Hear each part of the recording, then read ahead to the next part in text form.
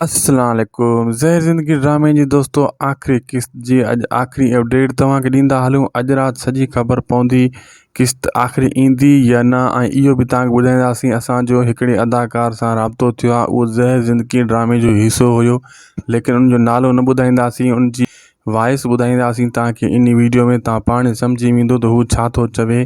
ऐं उनजो नालो इन जे करे नथा ॿुधायूं त वरी उनजे लाइ को मसइलो थींदो अॻिते ड्रामे जे लाइ, वरी उनखे चवंदा तो असांखे गिला थो करे।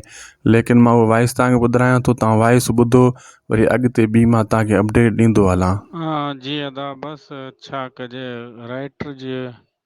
राइटर आहे त सिंध जो वॾो नाव, मगर आख़िर में अलाए छो जल्दी कई अथनि। बिल्कुलु अदा जेको डायरेक्टर कमु कयो आहे सॼो हुन जे हिन ते पाणी फिरी वियो ऐं राइटर जी कहाणी ते थोरे असां जहिड़ा जेके नंढा अदाकार थोरी वॾा अदाकार उन्हनि ते बि आङुरियूं खणंदियूं, पर अल्लाह पाक करम कंदो ऐं छा चई सघिजे थो।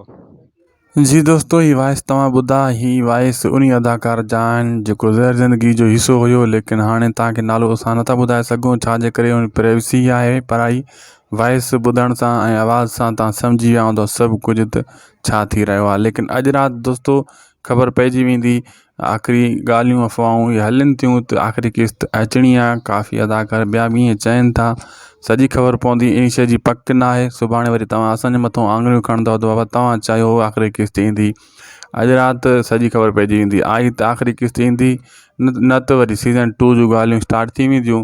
दोस्तों हर अपडेट सभ खां पहिरियां असां तव्हांखे शायदि खुशो वीलोग यूट्यूब चैनल ते पुॼाईंदा आहियूं। हाणे इनखे सब्सक्राइब करे छॾियो। असांखे ॾींदा इजाज़त। ख़ुदा हाफ़िज़।